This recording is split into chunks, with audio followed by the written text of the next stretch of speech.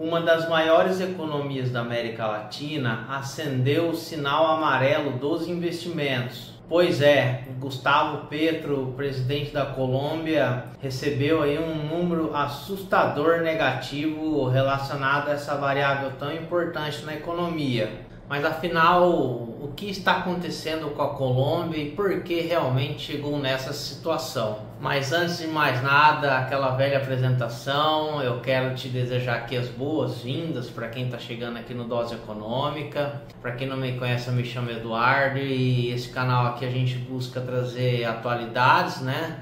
Mas com o pano de fundo da economia. Então, se você curte esse tipo de conteúdo, eu peço por gentileza que se inscreva aqui neste canal e que dê essa força aí para que a gente possa cada vez mais trazer conteúdos interessantes relacionados aí a essa área.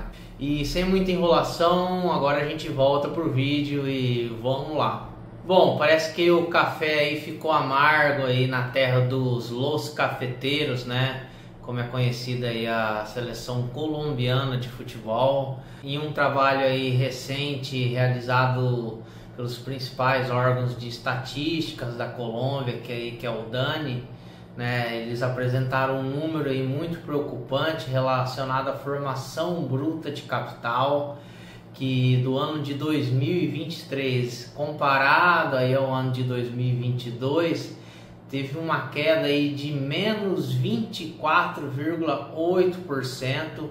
É um número muito preocupante, já que foi o pior número relacionado a essa variável nos últimos 16 anos. Mas antes da gente adentrar de fato aí por que a Colômbia chegou nessa situação, é importante que a gente entenda o que é a formação bruta de capital, né? O que quer dizer esse número aí, o que quer dizer essa variável. Começando ali pelo economês, a formação bruta de capital, ela é a soma da formação bruta de capital fixo mais a variação de estoque.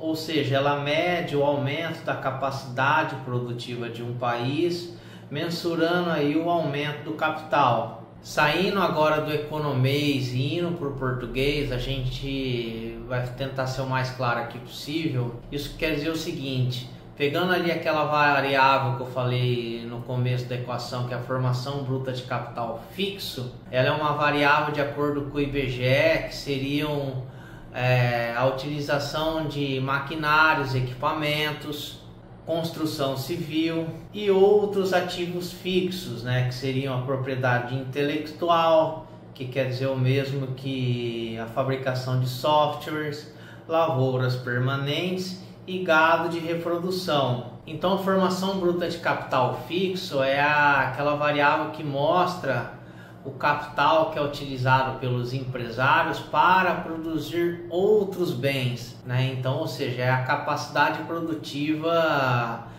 de um determinado local dado pelos empresários, né, para com que eles produzam produtos que possam ser consumidos por outras pessoas. Então essa variável ela mostra se os empresários estão otimistas com a economia ou não, né, se eles estão confiantes ali de pôr seus investimentos para com que eles deem frutos e consiga aí aquecer o mercado. Então ela é uma variável muito importante que às vezes ela é até um pouco esquecida, né? Principalmente em comparado ao PIB ou ao IDH. A gente vê que o caso da Colômbia, então, já que teve um número muito negativo aí da própria formação bruta de capital, isso impactou diretamente do PIB. Eles tiveram aí o crescimento econômico do PIB aí de apenas 0,6%. Foi um crescimento do PIB muito baixo. Se a gente comparar aí com os outros anos, foi o pior número registrado aí nos últimos anos, salvo a exceção aí do ano de 2020, que foi o ano da pandemia. Então praticamente aí o mundo todo teve uma queda do PIB também em seus respectivos países. E se a gente falar assim, mas a América Latina é sempre turbulenta, então é um PIB normal esse resultado.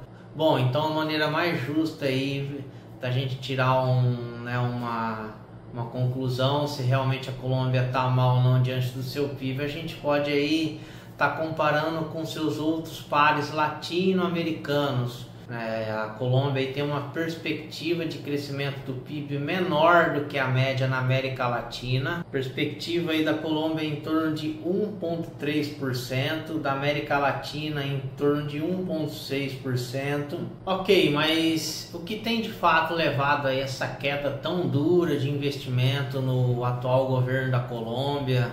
Há uma série de motivos, é difícil falar um único motivo específico, e a gente pode começar aí pela questão da taxa de juros do Banco Central da Colômbia. A gente vê que nos últimos 2 anos aí tem aumentado os juros de vários bancos centrais ao redor do mundo, seja das economias desenvolvidas ou das economias menos desenvolvidas. Então, no caso da Colômbia não foi diferente. Esse aumento de juros é justamente para combater a inflação naquele país. Com juros mais altos, os empréstimos acabam encarecendo, então fica mais caro para o empresário tomar um empréstimo para fazer um aumento da sua produção ou contratar mais pessoas.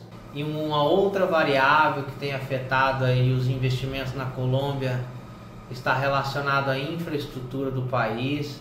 Parece que o governo colombiano aí fez uma lambança e não colocou aí na previsão de orçamento os gastos que iam ter com esse setor, levando aí uma certa insegurança com o setor, e muitas obras aí acabaram ficando paradas.